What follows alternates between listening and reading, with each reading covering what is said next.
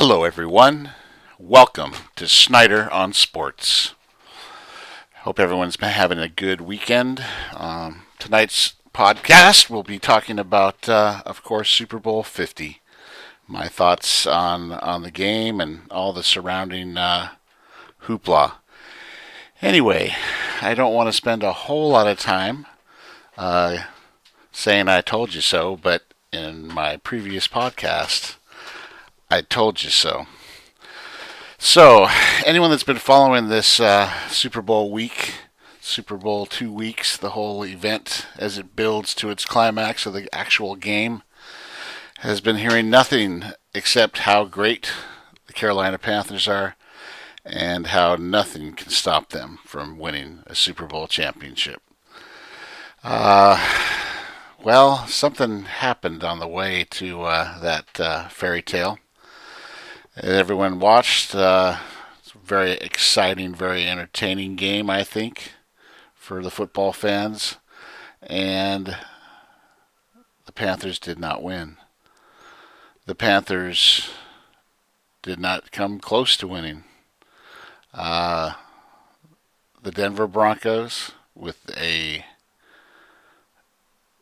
elite defense, I guess that's the best way of putting it, and an offense that had some timely scoring, some timely field position, managed to pull off the upset, 24-10.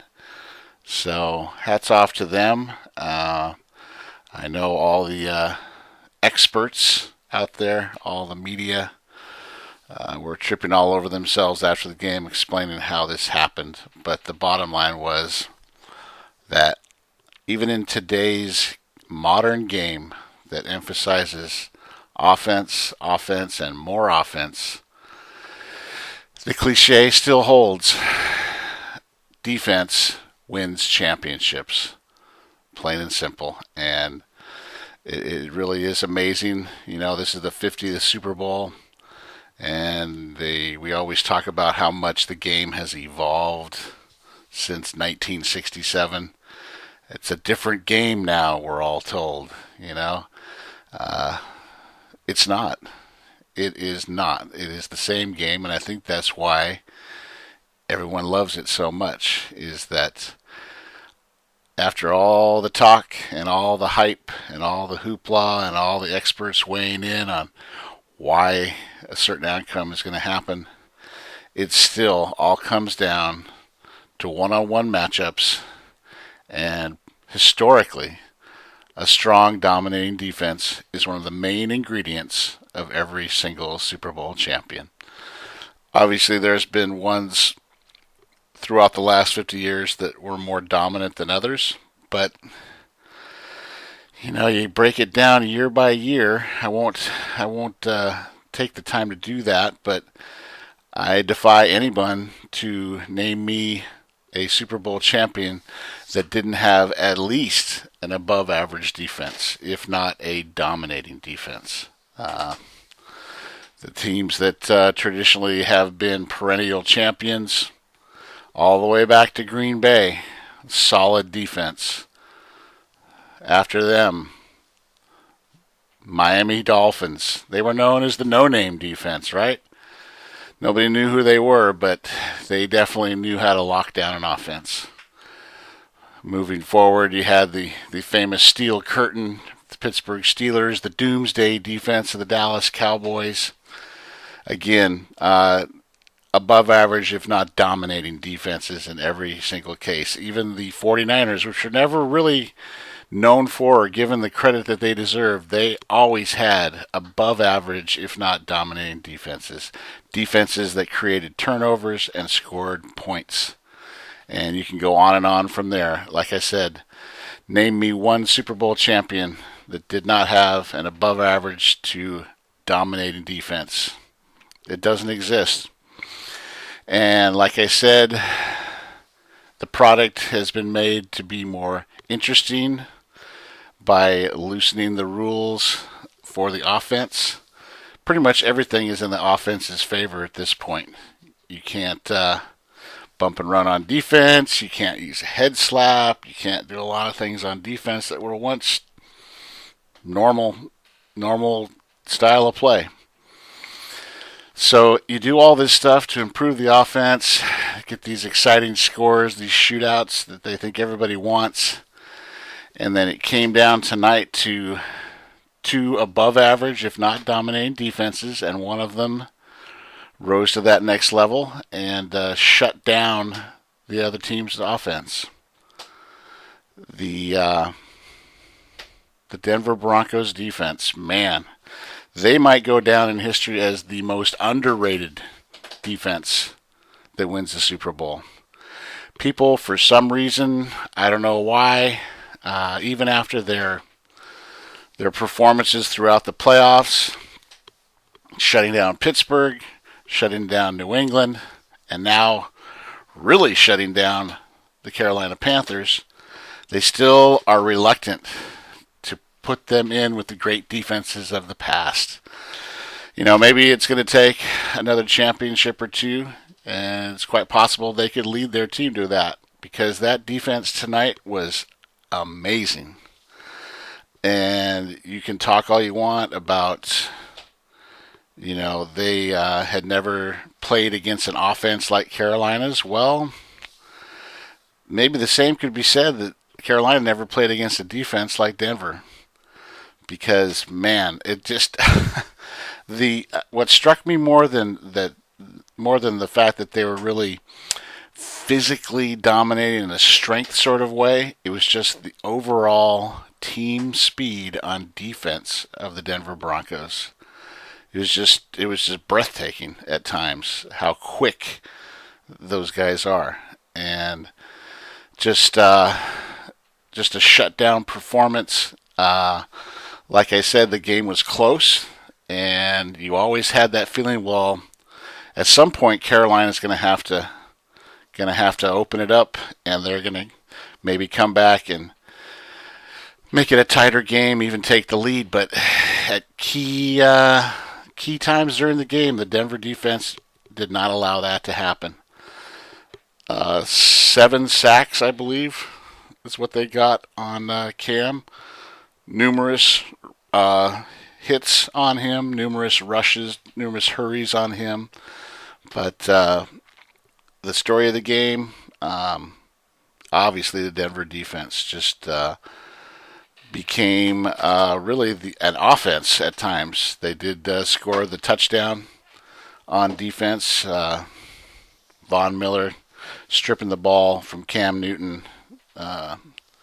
Then they score the touchdown there, and just really made themselves a force to be reckoned with. And that kind of brings me to my next point. My first one being that, you know, we believe that we want offense, but really a great defense can be just as exciting as a wide open offense, and you really saw that tonight. But beyond that, you know, maybe you could call that a myth of, hey, the NFL needs to be wide open, need to score a lot of points. Shatter that myth. Denver Broncos defense was pretty damn entertaining, if you ask me, tonight. So the second thing I think that is kind of a truism that throughout the league people believe it without really analyzing it, but you always hear that it's a talent-driven league, and that coaching doesn't really make that much of a difference. Well, I agree. You got to have the talent, and at that level in the NFL, everybody has the talent. But if you do not have an effective coaching staff that is able to bring that talent together as one, to play as a team, and if you don't have a coaching staff that has the technical expertise to come up with a scheme that is going to put those talented players in the best position to perform and succeed, you're not going to win. Talent alone will not win. I don't care what they say. I don't care how good your talent is. If you don't have the ability on your coaching staff to bring those talented players together as a team and to provide them with a scheme that is going to put them in a position to succeed, all the talent in the world isn't going to make a difference. In fact, a lot of times it's a drawback, because I believe it's much more difficult to bring highly talented individuals together as a team than it is to take maybe slightly less talented individuals and mold them into a team. You have a tremendous danger of the ego thing with the talented players. When they're talented, they believe all the press clippings, and it takes a special group, coaching staff wise, to take that out of those players, to have them check their egos at the door and work together, buy into the system that the coaches are preaching, buy into the scheme that the coaches are giving them wholeheartedly, 100%. When that happens and you have talent, it's an amazing thing, and I think that's what's happened with the Denver defense. You have a guy, the defensive coordinator, Mr. Phillips, Wade Phillips. He has bounced around this league for the better part of 20 years. And a lot of times he took the rap when it wasn't really his fault. I think he's always been a great defensive mind. And tonight you saw what can happen when you have a great defensive coordinator and he has a great defensive team, highly talented, that buy into what he's preaching. Because going into this game, let's be honest, no one outside of someone living in Denver gave the Broncos a ghost of a chance. Everybody thought Carolina was going to steamroll these guys. That the Carolina offense was unstoppable. Cam Newton was unstoppable. And that's not what happened. I mean, you can't say if, but, this, that, and the other. Consistently throughout the game, the Denver Bronco defense dominated, dictated the terms of engagement to the Carolina Panthers offense. You could see it. You didn't have to be an expert to see it out there. And part of it was their talent level. Part of it was their buying into what the coaches were preaching. And part of it was the scheme, the strategy that the coaches had. And Wade Phillips just put those guys in the best position to succeed on every play of that game. It was simply amazing, the plays they made. And again, I think that's what people overlook.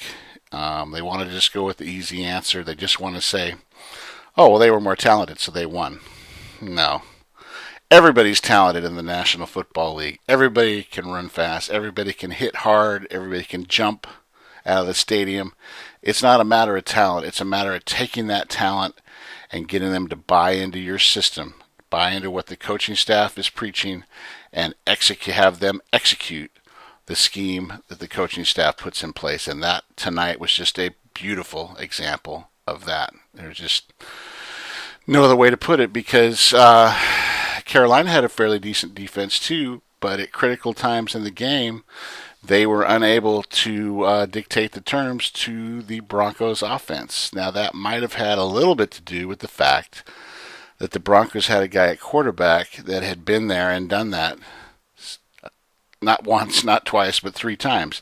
He had a load of playoff experience and he had a load of Super Bowl experience. All the intangibles that everybody wants to overlook.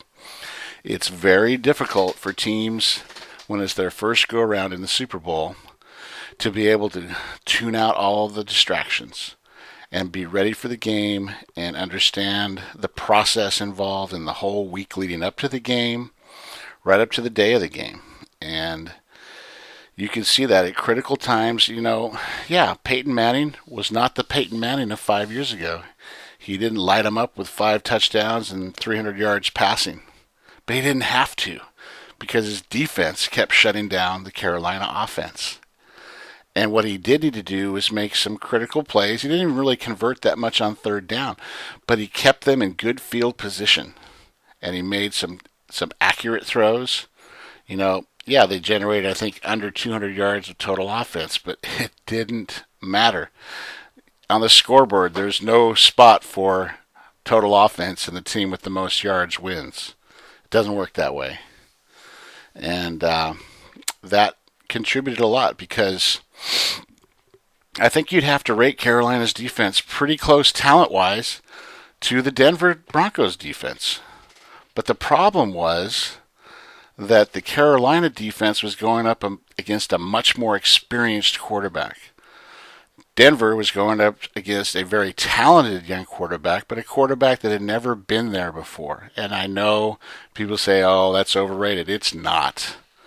The whole experience, everything. I don't care who you are, how media savvy you are, how emotionally mature you are. Your first time there is an eye-opener.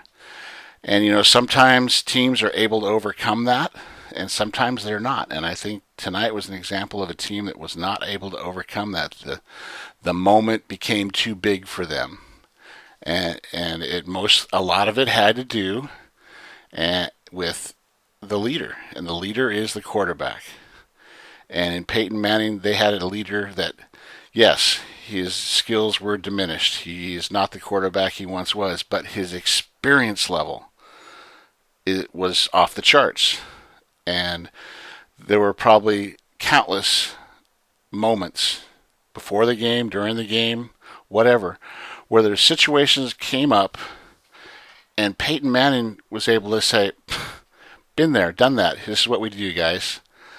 And you can give Cam Newton all the credit you want, but he's never been there. And when those moments came for the Carolina Panthers, he was not able to react like that. He didn't have the experience, and that played a huge role because, yes, the numbers were not there for Peyton Manning. And a lot of people will say, well, they won because of their defense, and it's true. Their defense did put points on the board, consistently shut down the other offense. But there's intangibles involved, and one of them is game experience, situation experience, and that's where the Broncos had a huge edge over the Panthers. It's just that simple, and it doesn't show up in any stat. It doesn't show up even on the scoreboard, but it's there. It's part of the game. You can't get around it. When you have that experienced leader that everybody looks to and recognizes as the leader, when he reacts positively in situations of stress and has an idea of how they want to attack the issue at hand, it makes a huge difference.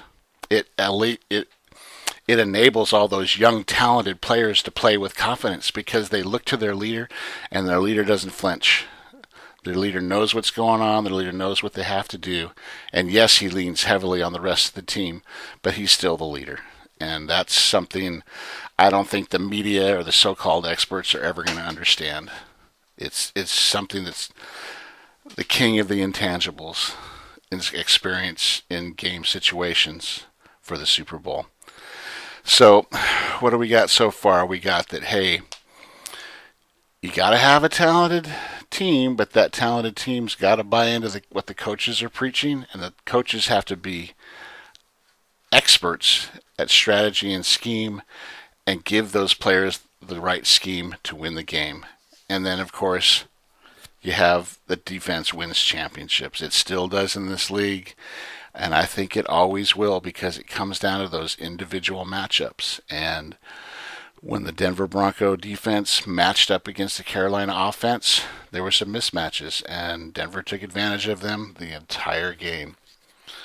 So those are a couple things. Some more things that have been rattling around in my head about the game and everything else. I want to make sure you understand that what I have to say next is not meant to be derogatory in any way, shape, or form towards Cam Newton. Okay, I respect the guy's game. He's an amazing young talent. He has a bright future ahead of him. But I think tonight, as much as he wanted to play it off, as much as he wanted to show his confidence that, oh, it's just another game, whatever, the moment got to be too big for him. And you could see it throughout the game, his body language, his facial expressions, a lot of stuff you saw that how can I put this? It's no knock against him, but it was like when they got out to those big leads early in the playoffs, it was probably the worst thing that could have happened to him. Because in both the game against Arizona and the game the week before, they were never tested. They got it against Seattle the week before. They got out to these huge leads, and they never really got in a situation where the game was on the line and they had to execute. They had to perform. And I think that was part of their downfall. They steamrolled their two opponents in the playoffs, and at that point, all the experts and media pretty much decided that they were going to anoint them as the champions. So all they heard in the 2 weeks leading up to the Super Bowl was just how freaking good they were and how they were changing the game of football, and that it wasn't a matter of whether they were going to win, but how much they were going to win by. And that, especially for a young team like Carolina with not a lot of Super Bowl experience, that kind of stuff gets in your head. You can't help it. You just laid waste to both of your playoff opponents. They were never in the game against you. You dominated. And then you hear all the good things, how wonderful you are, how great you are, and it gets in your head. It's nothing you can measure. It's nothing that can be quantified, but it does something to your game preparation. And I think that was one of the key factors in the downfall of the Carolina Panthers tonight. That happened. They had an inexperienced leader, a good leader, I think, but inexperienced nonetheless. And then the biggest determining factor was, like I said, their other two games, they came out and they took it to those teams. They went out to big early leads. Seattle, it was like, I can't even remember the score. It was like they were ahead by like 4 touchdowns at the end of the first quarter. Arizona, very similar. The big early lead, and it plays on you. You think, we're invincible. This is going to happen. We just roll the ball out there, and we're going to be up by 2 touchdowns before the first TV timeout. And when that didn't happen tonight, I think that rocked them. I think that knocked them back on their heels mentally and emotionally. Physically, like I said, these teams, they're all so talented that I don't think it did anything to them physically, but it gets in your head. And as much as we like to think that this is strictly a physical game, it's not. It's very emotional. It's very mental, how you react to the play-by-play ups and downs. And they came out tonight, and first off, that beat-up old quarterback and that offense that sputtered along managed to generate points on the very first drive for the Broncos. And that hadn't happened against Carolina in all the playoffs. They were the ones that went out to the early lead.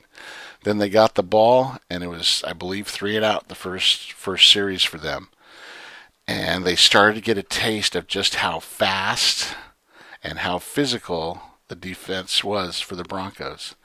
And it continued to play on them. I know that Cam Newton had been putting up some great numbers in the regular season as well as the playoffs. But part of that was he never faced a defense that got to him, that made physical contact with him, that sacked him, that knocked him down, that hurried him, made him roll out when he didn't want to. And all of a sudden he had to do that. And, part of it is I think he is so talented as a player that the team naturally leans on him more than they probably should from a physical standpoint. And let's face it, he was getting beat up tonight. He was getting knocked around all over the place. And that affected him. That affected his confidence. That affected his ability to execute and perform. And you could tell that after a while it started to get to him emotionally and mentally. He started to be frustrated and press. And like I said, the moment just got to be too big for him. The game got to be too big for the Carolina Panthers, and that Denver Broncos defense just never let up the whole game. They were there in his face almost every play. He never got to settle in. He never got into that rhythm that he likes to get into. When he does that, he's almost unbeatable. But he was never allowed to do that. He was always kept off balance. And that was the difference in this game, I think. So, while we're on the subject of Cam, I again reiterate, I love him as a player. I think he's got just unbelievable talent level, great future ahead of him. But I saw some things tonight that unfortunately, I don't know how to put this, but I think the true measure of a champion, the true measure of a leader, is not how he reacts, not how he performs when his team is successful, but it is more measured by how he conducts himself, how he deals with situations of adversity. And I'm not going to pretend to understand what goes through a professional athlete's mind in the Super Bowl. I never got past high school sports, if that, on a very limited level. So I cannot say how I've been there. I know what it's like, because I don't. But I know that when you're looked up to as the leader, people look to you not only in the good times, but much more so in the bad times, when you're struggling, when you're dealing with adversity. And those are the moments that truly define you as a champion and a leader. It's not the games you win so much. You got to win games. You got to be successful. There's no doubt about that. To be a successful leader and or champion, that by definition means you're winning a good deal of your games. But those games or those seasons of adversity, of getting to the game and not winning, not even making it to the Super Bowl. And again, this goes back to the difference between Cam Newton and Peyton Manning. Peyton Manning has had a long career with a lot of success, but also a lot of failure and a lot of adversity. He was that guy that would lead his team to gaudy regular season numbers. They were always like 14-2, 13-3, 12-4. Every year they'd go out and win like their first 10 or 11 games, it seemed like, and he'd be putting up these ridiculous numbers, 400 yards passing, 5 touchdowns every game. And then he'd get to the playoffs and he'd always run into the Patriots or the Steelers, and he never was able to take his team to that next level. But the thing about him was, he never gave into that adversity. He kept on trying, harder and harder. He finally made it over the hump, and under Tony Dungy, his Colts finally won a championship. But again, they also had to deal with losing a Super Bowl against the Saints, and that's something that he learned to deal with and had to live through. And then he had that debacle against the Seahawks a few years ago, which really, for a lot of people, I think that would have been the end of the road. A lot of people would have said, you know what, I've had my day, I've put up my numbers, I'm still going to make it in the Hall of Fame, I'm out. But he didn't. He battled through a lot of adversity and brought his team back tonight. And maybe he was not the MVP, but he's still the leader of that team, one of the leaders of that team, and they look to him for that. So what I'm getting at is, there were a couple examples tonight of where I believe Cam Newton had an opportunity to define himself as a leader, as a champion, even in a losing effort. And he was unable to measure up to that, in my opinion. And again, I am not trying to blame Cam Newton for the loss. The Panthers are a team. You win as a team, you lose as a team, but there's those intangibles that you build through these experiences as a leader. And let me just point out the two that I saw that I think Cam had incredible opportunity to cement his legacy, to increase his worth as a leader and a champion, and he failed to do so. The first one I saw during the game, the second one came after the game. The one I saw during the game was play late in the game. I believe it was who was the defensive guy for the Broncos that did that? Anyway, they rushed, they got to him, stripped the ball off of him, ball went rolling. There started to be people chasing, and you know, the shot you got on television was very telling because the ball's bouncing loose. There's several people converging on it. One of those people was Cam Newton, and he was charging at the ball. But at the very last moment, like he was like within a step of the ball to where if he had dove and landed on the ball, they would have retained possession. And you could see that he had been charging toward the ball, and then he stopped. He stopped. Instead of going all out to try to get that ball back, to give his team a chance to still get back in the game, he stopped. He pulled up, and the 6 or 8 other players that were converging on the play all scrummed together there, and turns out the Broncos recovered.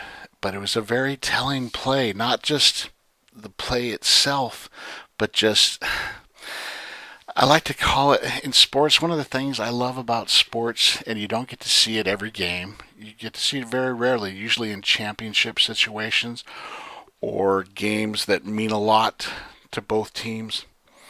You have what I call these moments of purity. And what I mean by a moment of purity, it's where you reach that point in this game that's so important to both teams, and it's so close, and they're battling so hard that you really, the true nature of the combatants is revealed. You see who indeed wants it the worst. And that's what I mean by a moment of purity. You strip away all the talk and all the hype and all the hoopla and who said what to who and we're going to do this to that guy. It all gets stripped away, and it's this moment of purity where you have these two competitors, two competing teams, and they're just going at it. And the emotions are raw and pure, and you just see the game for what it's meant to be, but you don't get to see it very often. And I think what I just described was kind of a moment of purity. It was at a time in the game where there was no more time for, the next series or whatever. It had to happen then. And everybody knew it. And Cam Newton, in that moment of purity, in that moment of rawness of the game where it was just flat out competition, no holds barred, he had an opportunity to retain possession for his team, and he chose not to. And, maybe I'm making too much of this. I don't know. Maybe it doesn't mean what I think it means, but I don't know, because teams are a very fragile thing.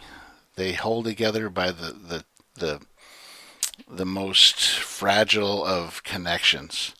And one of those is that that everybody on that team, if you're successful, you want to be successful, that everybody on that team is given everything they've got on every single play.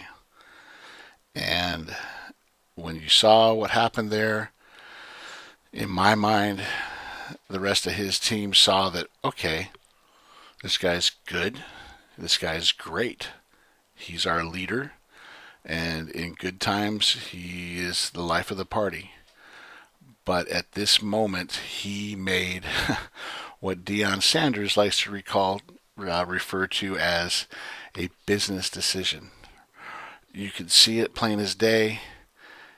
He made that decision that instead of risking personal injury by diving for that fumble, he pulled up. And in that moment, he told his teammates a lot. And like I said, maybe it's something he can get past. Maybe it's something that doesn't mean that much, but I think it does. It's one of those intangibles that, whether or not he got that fumble or not, if he gave it everything he had, then he'd have no excuses. He'd have no what ifs. But he chose to pull up, and I think that was very telling. I think it was very telling not only for his team, but for the other team, because it kind of signaled that, you know what, we got this guy. He's had enough. We've been beating the crap out of him the whole game, and he's reached that point where he doesn't want to take that abuse anymore, and that's what separates football from all the other sports. Like it or not, it comes down to a physical struggle, a physical fight, if you will, where each team is trying to beat the other team physically, and at some point in a game like that, one of the other sides capitulates. And Cam Newton capitulated tonight. He said, I've come this far, it's a close game, but I might get hurt if I go for that ball. And that's not how you play. That's not how you become a leader. That's not how you become a champion. So, enough of that one. Right, wrong, or indifferent. I'm sure a lot of people out there disagree with me, but I think it was a very telling moment, not only in this game, but in the ongoing career of Cam Newton. So that was the first instance. And then the second one, this one happened after the game.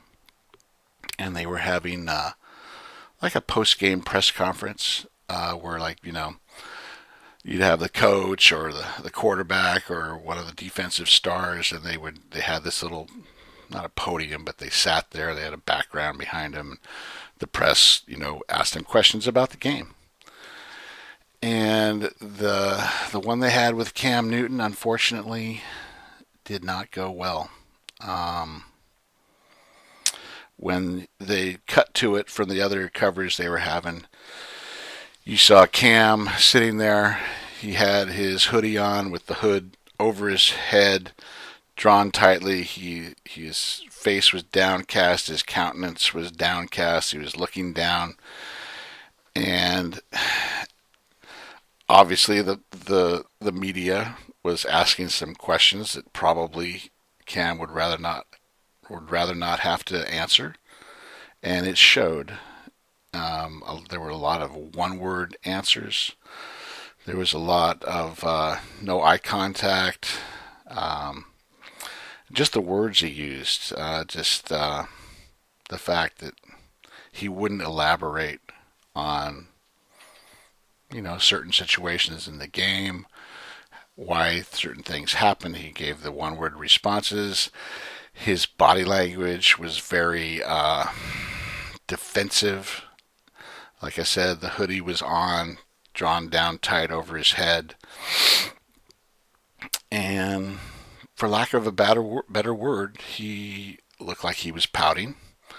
He came off as a very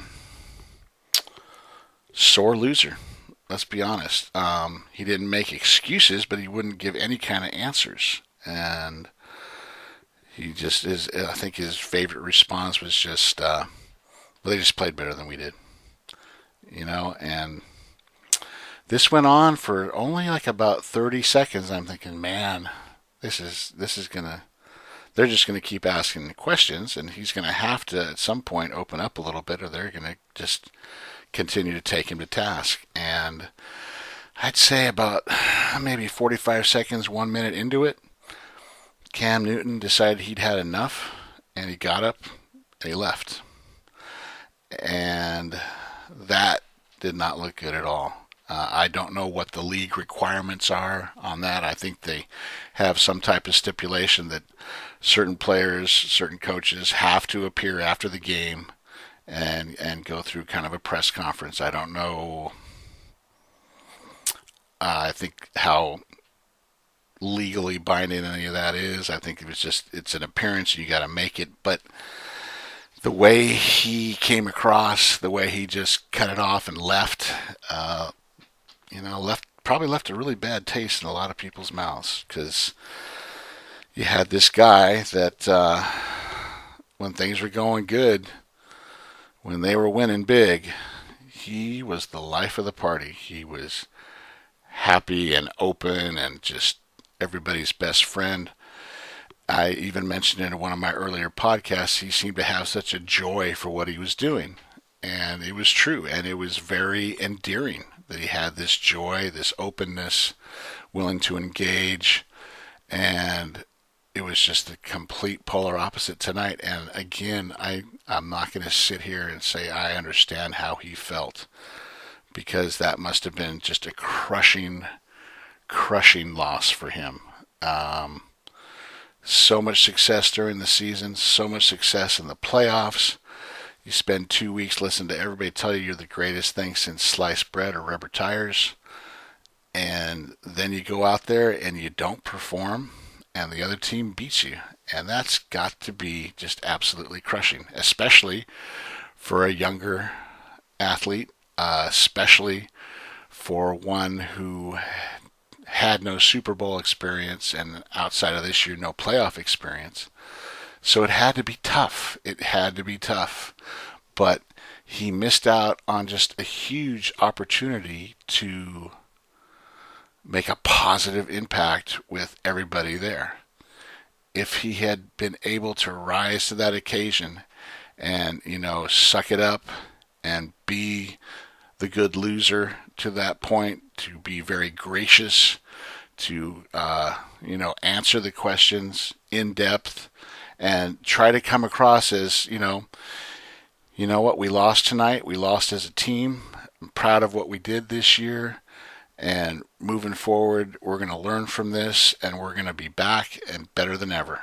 If he had come across in that way, he would have done so much good for his persona as it's being projected to the media and to the public. And the fact that he did not, the fact that he was defensive, the fact that he looked like he was pouting and didn't want to be there, and why should he have to answer your questions, and then at one point just leaving. People are going to remember that, and people are going to come down hard on him. There'll be people defending him, but there'll also be people coming down hard, and even if they don't come down hard, they're going to remember it. They're going to remember how he handled himself in that situation. And again, I'm not trying to be negative with Cam, but I think he really missed a couple great opportunities, one in the game and one after the game, to show everybody what he's made of, to show what he can do at the moment of truth. And he did not do that. He was unable to muster the strength, the inner strength, to rise above how he was feeling. And kind of sounds cliche, and I know people are going to be mad, but to take it like a man and to stand up and answer all the questions and be gracious and say all the things that people need to hear from you as a leader, that convince them that you are the leader, that maybe they lost tonight, but the future is bright, and we are still together as a team, and we are going to come back, and we will triumph at some point.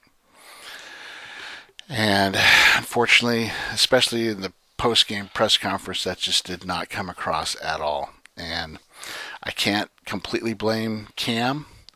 Again, I'm going to say something that's probably pretty controversial, but I blame the people around him to some extent. All I can do is compare his situation to Peyton Manning's situation. I know that's unfair. They're two completely different people, completely different backgrounds, different upbringings, different culture, everything. But I try to sit here and imagine if the tables were reversed, if the tables were turned, the roles were reversed, and Peyton Manning had lost this game. How would he have behaved? How, if you could think, okay, how do I think Peyton Manning would have reacted at that press conference? And I think that over the years, He has developed a reputation, and this goes beyond whether you like him or his team or anything else, but I think most people would honestly say that in that situation, if Peyton was the losing quarterback in the Super Bowl at the press conference, he would have been gracious, he would have been open, he would have been honest, he would have been positive about the rest of his team, he would have made sure to give credit to the team that beat him, and he would be professional. I guess that's what it comes down to. I felt Cam Newton's performance at the press conference was very unprofessional. But like I said, I can't blame Cam completely. I really believe it has to do with the people that are around you. Now, whether that's friends, family, hangers-on, whatever, I believe that from a young age, Peyton Manning has understood that with success, there is a price to be paid, and that price is that you are gracious and you are professional. Whether you win or lose, you try to maintain the same attitude, the same behavior. And I think that was instilled in him from a young age by his father and his mother.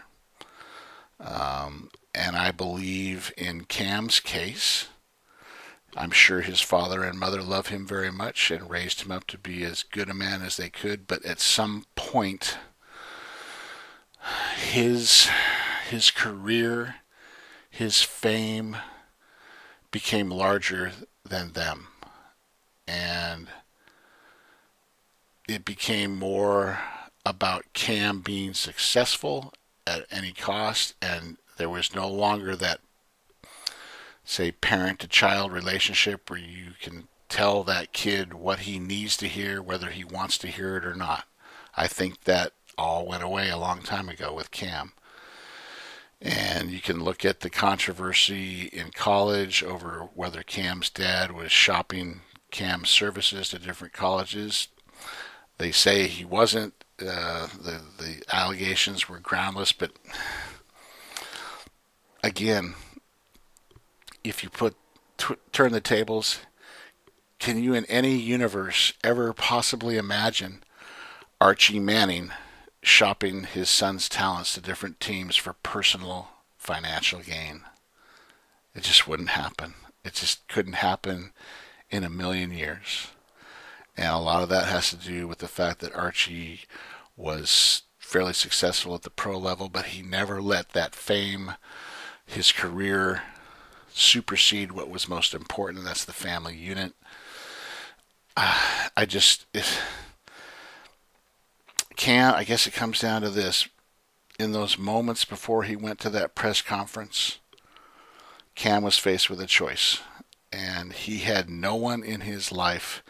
He has no one in his inner circle that's going to stand up to him, that's going to take him aside and say, look, I know how bad you're feeling, but it doesn't matter right now. Right now, for the good of your future as a leader and for the good of your future as a man, you need to take off that hoodie. You need to straighten yourself up. You need to go out there and face the music and answer all the questions and be gracious and be professional and be team building with all of your comments. I'm not saying you got to go out there and dance or laugh, but you got to have a professional demeanor. And for better or worse, Cam has no one in his life that will do that for him. And for better or worse, Peyton Manning has always had people in his life that will do that for him. And that's why I can't blame Cam 100% for his performance at that press conference. It has a lot to do with the people around him who let him down. And I hope that he can sit back and reflect on this, take a step back, think about it, regroup, come back next year, and be even better. Be a better leader of that team, because, man, he's got so much potential, so much ability, that if he can rise up out of the ashes, as they like to say, of this defeat and use it as a lesson, use it as a springboard to motivate yourself even more. Uh, he could be one of the great ones. He could be one of the great ones, but right now he's at a very extremely pivotal point in his career because he's been on this upward trend, and now he's hit a bump in the road. And what happens next is going to determine whether he is a star in this league or whether he becomes one of the all-time greats. And I hope and pray that he can rise above this and continue on his upward trend, because this league needs all-time greats. This league needs great leaders for their teams, because without that, it's just a bunch of guys knocking heads. But that's about all I got for tonight. Again, a great ending to this football season. And now we're faced with no football for a while, but baseball's coming, and I'm looking forward to that as well. Again, like me if you like me. Put me the thumbs down if you don't, but give me some comments. Tell me where I'm right, wrong, or whatever. Subscribe if you like this a lot. Like I said, I have a passion for these sports, and I live for those moments of purity, like the ones we got tonight at Super Bowl. Thanks again, everyone. Take care, and God bless.